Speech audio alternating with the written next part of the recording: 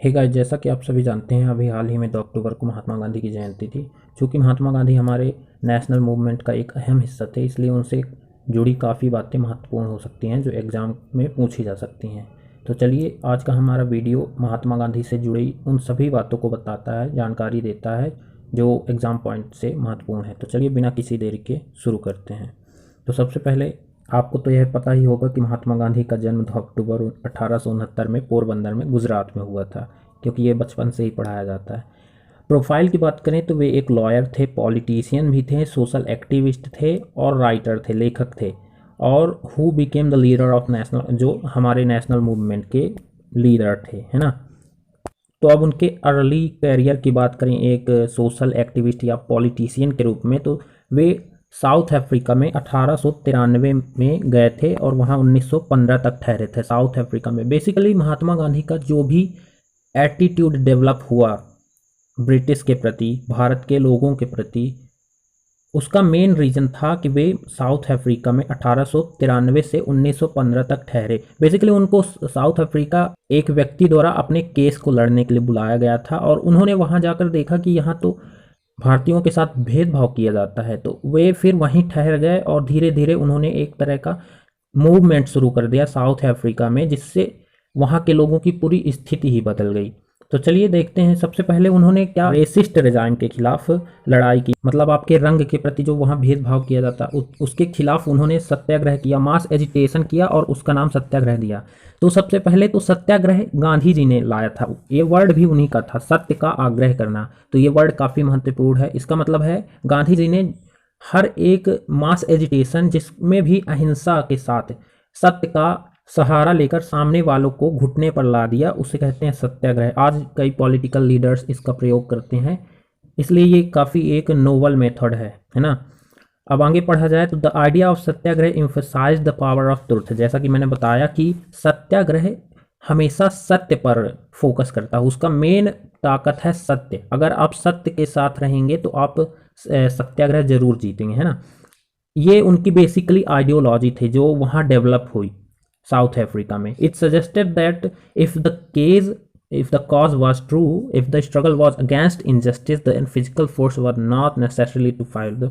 तो सत्याग्रह का, गांधी जी के सत्याग्रह का मतलब था कि अगर आपका उद्देश्य सही है ना, और आप गलत इनजस्टिस के खिलाफ लड़ रहे हैं, तो फिजिकल फोर्स की, मतलब किसी ताकत की, बाहरी ताकत की जरूरत नहीं है, बल्कि आपको केवल बैठ जाना है, अहिंसक रूप से सत्य का आग्रह करना है ना। ये उनकी एक आइडियोलॉजी थी। तो चलिए अब आगे पढ़ते हैं। तो अब आगे बात करें तो इसी कारण गांधी जी के जन्म दिवस के दिन international day of non violence मनाया जाता है, मतलब अंतर्राष्ट्रीय अहिंसा दिवस गांधी जी के जन्मदिन पर मनाया जाता है। और गांधी पीस प्राइज भी दिया जाता है, किस लिए? सोशल, इकोनॉमिक और political transformation through non violence and Gandhian methods. मतलब अगर आप सामाजिक, आर्थिक या फिर राजनीतिक परिवर्तन कर देते हैं किसी क्षेत्र में, किसके जरिए? अहिंसा के जरिए और गांधी के प्रिंसिपल के जरिए, तो आपको गांधी पीस प्राइज दिया जा सकता है ना। वो भारत में कब लौटे थे? तो भारत में वो जनवरी 1915 में लौटे थे, जब वहाँ का पूरा रिजाइम वो चेंज कर दिए, मतलब एटीट्यूड बदल दिया था उन्होंने। भारतीय, वहाँ के जो भारतीय लोग थे और वहाँ जो ऑपरेसर थे, मतलब जो दबाते थे भारतीयों को, उन दोनों के बीच पूरा एटीट्यूड ही बदल दिया। उसके बाद जब वहाँ काम खत्म हुआ तो वो यहाँ आए इंडिया में जनवरी 1915 में। तो चलिए अब आगे पढ़ते हैं। क्योंकि गांधी 9 जनवरी को भारत लौटे थे, इसलिए प्रवासी भारतीय दिवस भी 9 जनवरी को मनाया जाता है, ताकि जो भारत से बाहर लोग रहते हैं वो भारत में जितना भी कंट्रीब्यूट करते हैं उनका सम्मान किया जा सके। आगे पढ़ा जाए तो सत्याग्रह movement in India. Gandhi ji ने काफ़ी सारे आते ही सत्याग्रह चालू कर दिया था। बेसिकली वो जो वहाँ से अपना एटीट्यूड बिल्ड करके लाए थे, उन्होंने उसको यहाँ अप्लाई करना शुरू कर दिया था। तो गांधी जी ने सबसे पहले चंपारण के सत्याग्रह में भाग लिया। चंपारण बिहार में स्थित है। बेसिकली चंपारण में क्या था कि किसानों को उनके जितनी भी जमीन थी उसका 20 भाग कर दिया जाता था, और 20 भाग के 3 भाग में किसानों को बोला जाता था कि आप ये विशेष फसल बोइए, जो कि इंडिगो थी, जिसे नील कहते हैं। और इसके लिए किसानों को पहले ही पैसा दे दिया जाता था, किसके तौर पर? सब्सिडी के तौर पर, जो काफ़ी कम होता था। और इस वजह से किसानों को वो बोनी ही पड़ती थी, क्योंकि सब्सिडी मिली है। और जब उसका उत्पादन होता था तो उनको कम पैसा मिलता था। ये करते कौन थे? ब्रिटिश करते थे, क्योंकि उनको इससे फ़ायदा होता था, ब्रिटिश के प्लांटेशन वहाँ लगे हुए थे। तो ज़बरदस्ती बुवाया जाता था। अगर कोई किसान नहीं भी बोना चाहता है फिर भी उसे ज़बरदस्ती सब्सिडी दे दी जाती थी। फिर वो जाके कोर्ट में कहते थे हमसे सब्सिडी ले लिया है यह व्यक्ति, तो इसी कारण उसे बोना पड़ता था, है ना। कोर्ट भी यही कहेगा कि भाई पहले वैसे भी कोर्ट तो बायस्ड थे, मतलब भेदभाव करते थे, तो उन्हें और एक कॉज मिल जाता था कि जब तुम सब्सिडी ले ही लिए हो तो क्यों नहीं बो रहे हो। लेकिन सब्सिडी तो ज़बरदस्ती दे दी जाती थी ना। तो बेसिकली इसे तीन कथीय सिस्टम कहते थे, जिसमें किसानों को बहुत ऑप्रेस किया जाता था। तो गांधी जी जब वहाँ गए, बेसिकली वो उनको बुलाया गया था, राजकुमार शुक्ला जो कि वहीं के एक किसान थे, उन्होंने बुलाया था। और गांधी जी ने फिर वहाँ जाकर देखा कि सबसे पहले तो उन्होंने एक सर्वे कराया अपने ही लोगों के द्वारा, जिनको वॉलंटियर्स कहते हैं। वो जाकर गांव में घूम घूम कर उन्होंने सर्वे किया कि क्या ये बात सही भी है या गलत है। तो उन्होंने पाया कि ये बात बिल्कुल सही है और काफ़ी ज़्यादा ऑपरेशन हो रहा है किसानों का। तब गांधी ने खुद जाकर चंपारण में अंदर जाकर सत्याग्रह करना चाहा, तो उन्हें अथॉरिटीज के द्वारा रोक दिया गया था। लेकिन गांधी अपनी बात पर अड़े रहे अहिंसक रूप से। ये एक तरह का बिल्कुल नया माहौल था जो भारत में वो स्थापित करना चाहते थे। आज तक भारत में कभी ऐसा नहीं हुआ कि किसी व्यक्ति ने डिफाई किया हो गवर्नमेंट के ऑर्डर को अहिंसक रूप से। गांधी जी ने कहा कि आप मुझे अरेस्ट कर लीजिए लेकिन मैं यहाँ से कहीं नहीं जाऊँगा। तो इस तरह गवर्नमेंट को आखिर में मानना पड़ा और उन्होंने एक कमेटी बिठाई जिसके एक सदस्य गांधी भी थे। और कमेटी ने पाया कि हाँ ये बात बिल्कुल सही है। और कमेटी ने एक तो प्लांटर्स को ये भी बोला कि आपको 25% पैसा वापस देना पड़ेगा, है ना, कंपनसेशन के रूप में। और साथ ही साथ ये सभी जो तीन कथीय सिस्टम है ये बंद करना पड़ेगा। इस तरह से चंपारण का सत्याग्रह खत्म हुआ। और उन्होंने दूसरा सत्याग्रह जो था वो खेड़ा डिस्ट्रिक्ट में था, जो गुजरात में है, 1917 में है, हुआ था। इसमें क्या हुआ था बेसिकली कि एपिडेमिक चल रही थी उस समय, गुजरात में प्लेग था और इस वजह से क्रॉप काफ़ी ख़राब हो गई थी। लेकिन पीसेंट्स को अथॉरिटी कह रही थी कि आप हमको पूरा टैक्स भरिए, मतलब फसल का एक भाग हमें दीजिए, जितना भी भाग वो रहा होगा। तो चूंकि फसल हुई ही नहीं थी तो वो कैसे उसमें टैक्स भरते। तो इसलिए वो किसान बहुत प्रोटेस्ट कर रहे थे और अंत में जब गांधी जी ने वहां आकर भाग लिया तो मामला सुलझा। इस तरह खेड़ा में भी उन्होंने किसानों को जीत दिलाई। और उनका अंतिम सत्याग्रह था, मतलब इस संदर्भ में अहमदाबाद में जो मिल स्ट्राइक थी, वहां कॉटन मिल वर्कर्स को काफ़ी कम वेज मिलते थे। तो इस पर उन्होंने जाकर वर्कर्स का साथ दिया और इस तरह से वहाँ भी वर्कर्स का काफ़ी सपोर्ट हुआ और इस मूवमेंट में भी वो वर्कर्स को जिता पाए, है ना। तो इस तरह से तीन उनके शुरुआती कैरियर के मूवमेंट थे भारत में। वैसे तो साउथ अफ्रीका में काफ़ी मूवमेंट्स में भाग लिया था उन्होंने, भारत में उनके तीन मूवमेंट से अक्सर पूछा जाता है। सबसे पहले था चंपारण जो बिहार में था, दूसरा था खेड़ा गुजरात में, और तीसरा था अहमदाबाद मिल स्ट्राइक जो 1918 में होता। ये लाइन से आपको याद रखना चाहिए क्योंकि अक्सर ये एग्जाम में पूछे जाते हैं। वो भी लाइन से भी पूछे जा सकते हैं कि ये लाइन से कौन कौन से मूवमेंट गांधी जी के अर्ली कैरियर के थे भारत में, है ना।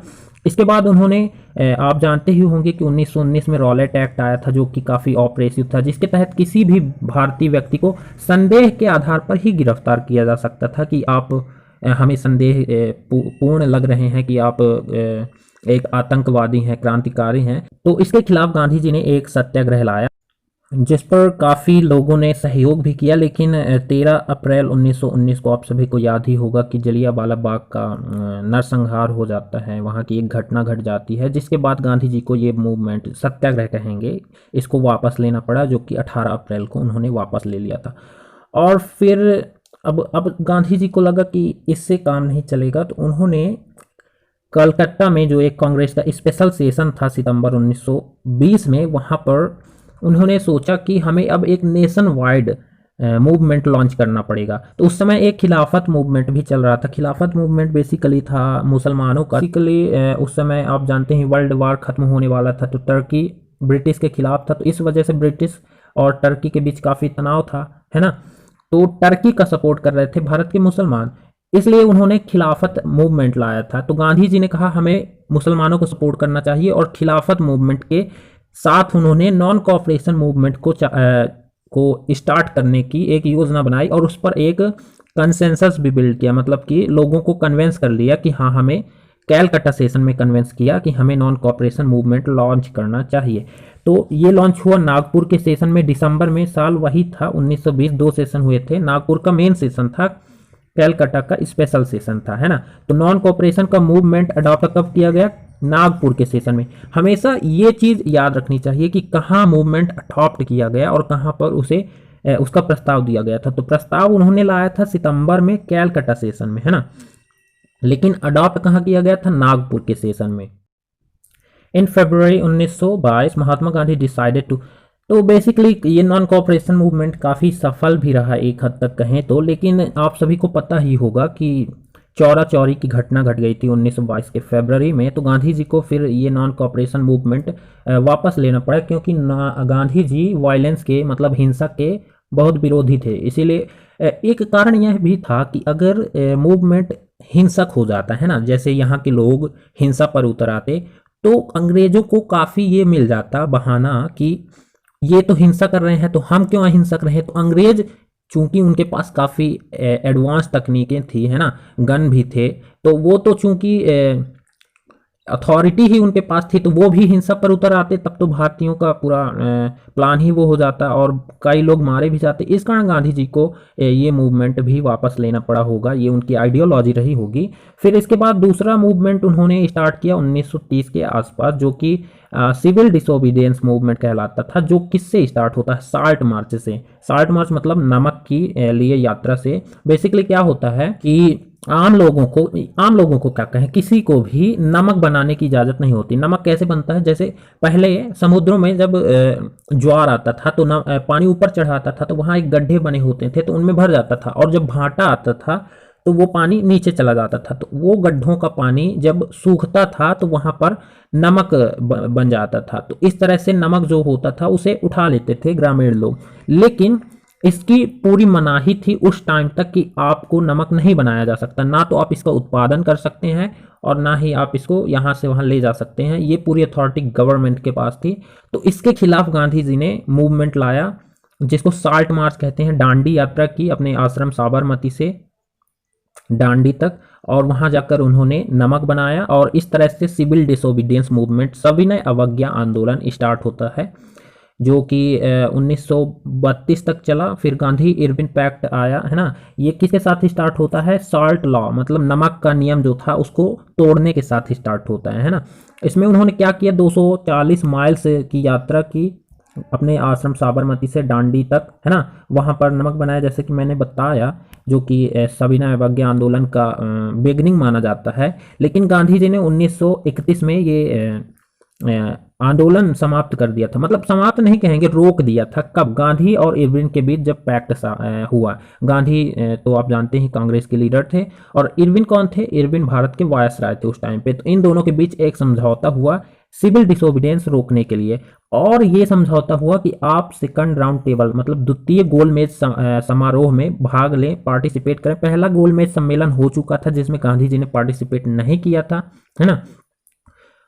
तो गांधी जी ने कहा कि हाँ ठीक है, हम द्वितीय गोलमेज सम्मेलन में पार्टिसिपेट करेंगे। बेसिकली ये ब्रिटिश में एक सम्मेलन हो रहा था लंदन में, जिसमें निगोशिएट करना था भारतीयों को ब्रिटिश के साथ कि आप हमको पावर्स दीजिए, हमको बेसिकली एक डोमिनियन स्टेटस दीजिए, मतलब हम अपनी पूरी नियम खुद बना सकें। तो गांधी जी इसमें सम्मिलित होने के लिए मान जाते हैं, और वो कांग्रेस के सोल रिप्रेजेंटेटर होते हैं वहाँ, मतलब कांग्रेस को केवल एक व्यक्ति वहाँ रिप्रेजेंट कर रहा होता है, वो है गांधी, है ना। तो चूंकि ये गोलमेज सम्मेलन काफ़ी सही नहीं गया, मतलब इसमें काफ़ी सफलता हाथ नहीं लगी, तब गांधी ने फिर डिसोबीडियंस मूवमेंट चालू कर दिया, जो कि रोक रखा था, बंद नहीं किया था, रोक रखा था, फिर उसे चालू कर दिया। लेकिन जब उन्होंने देखा कि यार ये मूवमेंट तो अपना मोमेंटम ही खोता जा रहा है, तो उन्होंने 1934 में इसे पूरी तरह बंद करने की ही बात मान ली, है ना। इसके बाद उनका तीसरा मूवमेंट, जो काफ़ी बड़ा मूवमेंट कहलाता है, क्विट इंडिया मूवमेंट था, जो वर्ल्ड वार के समय आया था, सेकंड वर्ल्ड वार के समय। बेसिकली ये इसलिए आया था क्योंकि सर स्टेपफोर्ड क्रिप्स जो थे, वो ब्रिटिश के कैबिनेट के मिनिस्टर थे, उन्होंने एक प्रस्ताव दिया था भारत के लिए, लेकिन वो प्रस्ताव भारत के लोगों को मंजूर नहीं था। भारत के लोग चाहते थे कि हमें पूरी तरह से आज़ादी मिले, हाँ, लेकिन ये क्रिप्स मिशन के तहत भारत को शायद डोमिनियन स्टेटस ही दिया जा रहा था। इस कारण उन्होंने फिर एक नया मूवमेंट चालू करने की बात लोगों को समझाई, और वो था क्विट इंडिया मूवमेंट, जो 1942 में चालू हुआ था, है ना। तो इसके अलावा अब सोशल वर्क्स की बात करें, उनका सबसे पहला मेन वर्क था अपलिफ्टमेंट ऑफ अनटचेबल्स, अछूतों का उद्धार करना, है ना। जिनका वो नाम देते थे हरिजन। बेसिकली हरिजन जो शब्द है वो गांधी जी के द्वारा दिया गया था। हरिजन का मतलब है हरि के जन, मतलब भगवान के लोग, है ना। तो उन्होंने ये नाम दिया था। आपसे ये पूछा भी जा सकता है कि हरिजन शब्द किसने दिया था? गांधी जी ने। आपसे में से कई लोगों को पता भी होगा। और आगे बात करें तो सितंबर 1932 में अंबेडकर और गांधी के बीच में एक पैक्ट निगोशिएट हुआ, जिसे पूना पैक्ट कहते हैं। बेसिकली एक ब्रिटिश गवर्नमेंट ने भारत में जो नया एक्ट लाया था उसके तहत अनटचेबल्स को देना चाहते थे राइट कि वो भी अलग से अपनी अलग ही कॉन्स्टिट्यूएंसी बना सकें, जिस पर वो केवल हरिजन ही वोट कर सकते थे। तो इसके खिलाफ गांधी जी ने आमरण अनशन कर दिया था, क्योंकि वे चाहते थे कि ये हरिजनों को अलग ना समझा जाए हिंदुओं से। इस वजह से फिर अंबेडकर और गांधी के बीच में एक पैक्ट निगोशिएट हुआ, जिसके तहत SC STs के लिए, बेसिकली अनटचेबल्स के लिए एक रिजर्व कर दी गई कुछ कॉन्स्टिट्यूएंसीज कि इसमें आप लड़ सकते हैं, केवल आप ही इनमें चुनाव लड़ सकते हैं, लेकिन उसमें वोट सभी लोग डालेंगे, है ना। पहले क्या था, जो ये ब्रिटिश देना चाहते थे, जो ये ब्रिटिश नियम बनाना चाहते, उसमें ये था कि अनटचेबल्स की अलग से कॉन्स्टिट्यूएंसी ही होगी और उसमें केवल अनटचेबल्स ही वोट कर पाएंगे और लोग नहीं कर पाएंगे। लेकिन पूना पैक्ट के बाद जो निगोसिएशन हुआ उसमें अनटचेबल्स के लिए सीट तो रिजर्व कर दी गई, लेकिन उसमें वोट सभी लोग करेंगे, है ना। इसके बाद आगे पढ़ा जाए तो symbol of self reliance the spinning wheel, जो कि चरखा है, वो गांधी जी के द्वारा सिंबल ऑफ सेल्फ रिलायंस का प्रतीक है। मतलब कि हम आत्मनिर्भर हैं, इसलिए ये है चरखा काफ़ी फेमस होगा। आप जानते भी होंगे, कोई भी स्कीम लॉन्च की जाती है सेल्फ रिलायंस की, आत्मनिर्भर होने की, तो उसमें इस चरखे को अवश्य लोगों के रूप में शामिल किया जाता है। आगे बात करें तो गांधी जी ने एक हरिजन सेवक संघ की स्थापना की थी सितंबर 1932 में। सॉरी, इसका नाम बेसिकली था all India anti untouchability league, है ना। लेकिन इसको उन्होंने बाद में इसका नाम बदल दिया था हरिजन सेवक संघ। तो ये काफ़ी महत्वपूर्ण है, ये पूछा भी जाता है एग्जाम में कि all India anti untouchability league की स्थापना किसने की थी? तो गांधी जी ने की थी, लेकिन इसका नाम बदल दिया गया था बाद में और हरिजन सेवक संघ रख दिया गया था। ये पूछा जाता है, आप इसे याद रख लीजिएगा। और he played key role in pacifying people and averting the, उन्होंने काफ़ी महत्वपूर्ण रोल निभाया किस पर? हिंदू मुस्लिम्स के राइट को कम करने पर, दोनों के बीच जो टेंशन थे उसको कम करने पर, और पार्टीशन के समय आप जानते होंगे काफ़ी खून खराबा हुआ, उसको कम करने पर गांधी जी का एक अहम योगदान था। गांधी जी ने हिंदुस्तानी प्रचार सभा की भी स्थापना की थी 1942 में। कहाँ पर? वार्धा में, जो कि महाराष्ट्र में पड़ता है। और the aim of the organisation was to promote Hindustani, a link language between Hindi and Urdu. ये हिंदुस्तानी प्रचार सभा बेसिकली हिंदुस्तानी भाषा को प्रमोट करना था, जिसमें हिंदी और उर्दू दोनों मिक्स थी, जो कि एक हिंदू और मुस्लिम के बीच एक वो है लिंक बनाता था, है ना। बेसिकली वो चाहते थे हिंदू मुस्लिम एकता रहे, लेकिन ऐसा हो नहीं पा रहा था। अब बात करें उनके द्वारा लिखी गई बुक्स की, तो गांधी जी के द्वारा एक बुक लिखी गई है स्वराज, हिंद स्वराज। ये बुक भी काफ़ी महत्वपूर्ण है, और इसको तो आप जानते ही होंगे, माय एक्सपेरिमेंट्स विथ बुक, उनकी ऑटोबायोग्राफी, आत्मकथा है, सॉरी ट्रुथ आत्मकथा है कि मेरे सत्य के साथ मेरे प्रयोग, ये तो आप सभी जानते ही होंगे। और डेथ भी आपको पता ही होगी कि 30 जनवरी 1948 को उनकी मृत्यु हुई। तो that is it for today guys. आपको ये वीडियो अगर अच्छा लगा हो तो आप लाइक करिए, कमेंट करिए और दोस्तों के साथ शेयर करिए, जिससे वे भी गांधी जी के बारे में ज़्यादा से ज़्यादा जानकारी प्राप्त कर सकें। और अगर एग्ज़ाम के पॉइंट ऑफ व्यू से ना भी देखा जाए तो ये काफ़ी इन्फॉर्मेटिव वीडियो है, ताकि आप लोगों को अपने इतिहास के बारे में पता हो कि गांधी जी ने कैसे कैसे मूवमेंट लाए, कैसे उन्होंने अपनी एक आइडियोलॉजी बिल्ड की, कैसे उनका एटीट्यूड डेवलप हुआ कि अहिंसा के रास्ते पर हमेशा चलना है ना। तो इसी के साथ है आज के लिए मैं आपसे विदा चाहता हूँ। तब तक के लिए पढ़ते रहिए, बढ़ते रहिए और खुश रहिए। धन्यवाद।